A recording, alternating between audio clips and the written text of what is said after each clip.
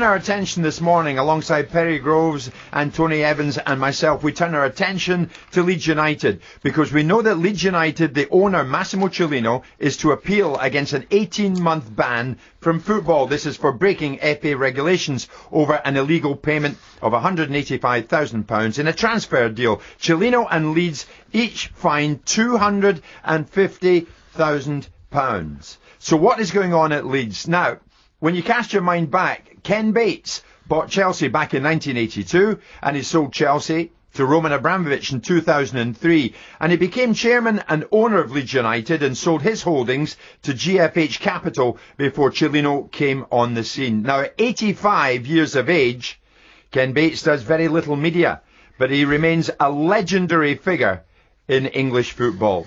And Ken Bates joins me live this morning. Ken, good morning. Morning, Jim. Ken, thank you very much for joining me. And I know you don't do much media, if any at all, so I'm thrilled you've come on with me. Can I just say, how sad are you, Ken, when you hear that Leeds are in the news today, fined, along with their owner, over a payment to an unlicensed agent? They don't need headlines like this, do they? Well, no club needs bad headlines. But the real problem goes back further than Cellino. Leeds' problems are deep-rooted. They go right back to the Rizdal era. The way I just by way of introduction for that, where I got involved with Leeds was quite accidental. I met somebody, bit of a chance, in the Dorchester bar, who I'd known when I lived in Ireland 30-odd years earlier. Yeah. And this was the time when Sainsbury was running around, Sainsbury, the Sainsbury family, trying to put forward a syndicate together, saying he was going to do this, do that, do the other. In fact, he didn't have two bob to rub together. So I said, and I said to Susanna, no, it's not bad, I said, but, you know, I've got to try and do something to help Leeds. They're the two greatest clubs to go, even though they were Chelsea's fierce rivals. The idea always we'd have a syndicate, but the fact of the matter is that other people, when they put the money up, didn't, and so we did it on our own. But we're always looking for partners, because I knew that Leeds was a big club, needed proper development, rather like Chelsea Village, and had to be properly financed to do so. But the trouble is that I couldn't have done what I did at Chelsea today, because fans, in the old days, fans used to go and watch their team play. Yes, yeah. Now they demand that their teams win, however unrealistic that is. Right. I mean, you didn't have segregation.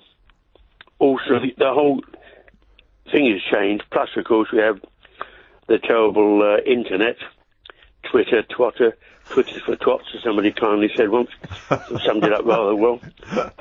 All these brave, anonymous cowards who can, and people read it, and they don't like getting involved. I can remember there's a very prominent Yorkshireman, and he was going to get in. He's a potty Leeds fan. He's going to get involved. Yes. The last minute he pulled out. And I said, why? He said, well, I don't want my kids being abused in the playground on Monday when the team have lost on Saturday. And it's a very valid point. And the trouble is, if you want to build a club, you have to be patient. It's as simple as that. Right. There are no shortcuts.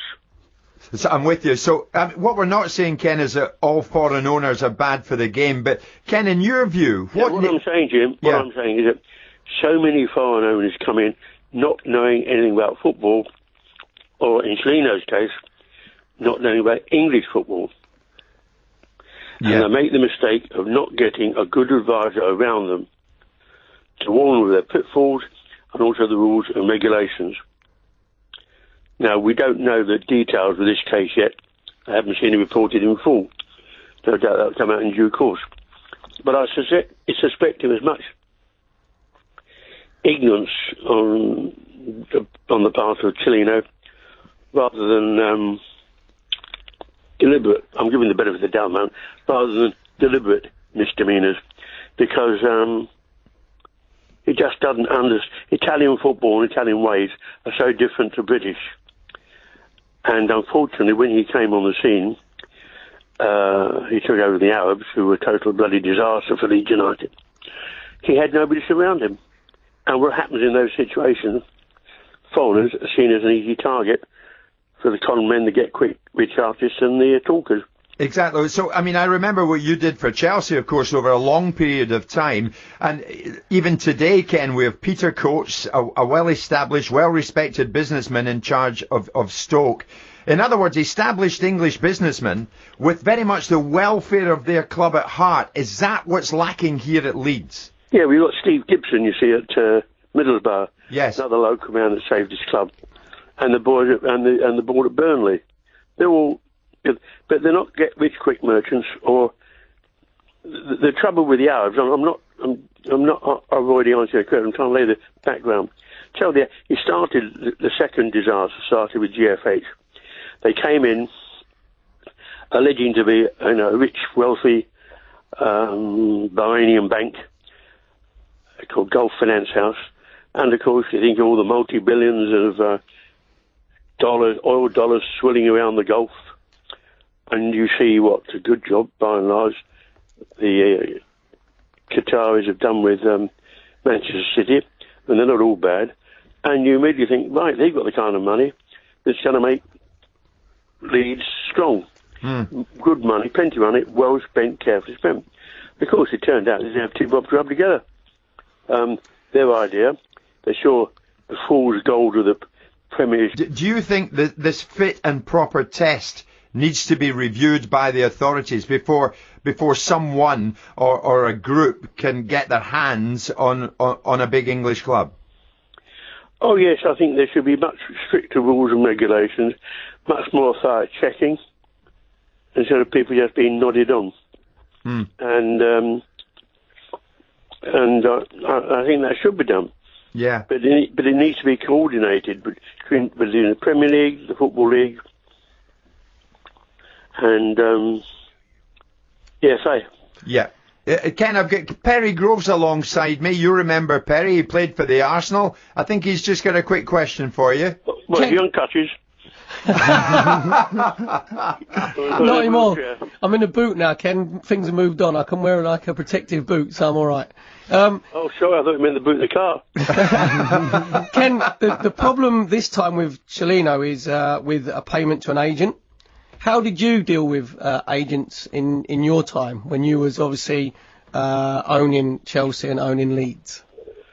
Well, again, you have to remember the rules have changed. So the fact of the matter is, when I was at Chelsea, it was in the beginning of the foreign agents.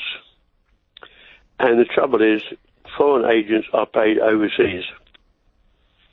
And when the money goes out the shores of England or Great Britain, you don't know what happens and where it goes. And that's the rule, but we can't control it. Now, we don't know the circumstances of this particular case yet, because nobody's given us any details. Ken, you have to be very careful. But the whole thing, I bumped into a guy in Monaco about 2 months ago. He weighed about 18, 19 stone, maybe looked slim, so I stood next to him for a selfie.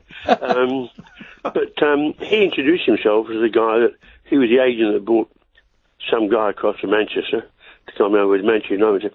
But the figure he told me he got as a fee, well, I nearly fell off the promenade. I mean, the money is, it just doesn't mean anything anymore. It wasn't Mino Raiola, was it, Ken? How do you expect me to remember a name like that? Okay, I just think Monaco-based agent down there. Ken, just finally, at 85, I mean, how do you view the game very briefly? Do you look at it in astonishment now and again? What do you think?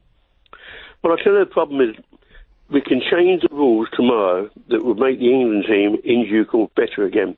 But again, you're talking about 2026, 2030. The fact of the matter is, the FA helps to fund the FA youth academies. And the idea when they were set up originally was they were to bring in young kids, young English kids up.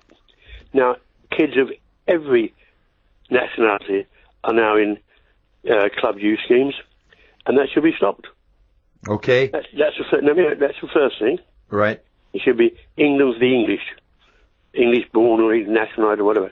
That's the first thing. Secondly, there should be a limit on the number of clubs. I used to have this rule in Scotland years ago. A limit on the number of clubs number of players you can register. You can't take on. Right. You can't take. There'd be a number of clubs players you can register, and a limited of the number of clubs you can loan out. So there's work to be done in those areas. Ken, at 85, you're still very opinionated, as you always have been. And but Jim, the problem is I'm usually right. Have you ever been wrong, Ken? Can you remember a time when you've been wrong? Was there a time? Yeah, when I'm having a second wife. That's another story.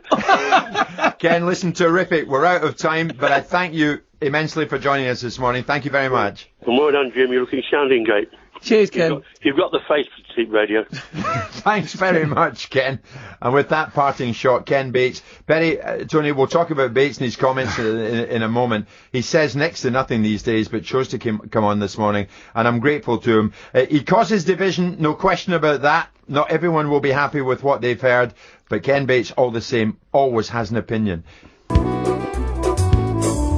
don't drink coffee, I take tea, my dear. I like my toast on the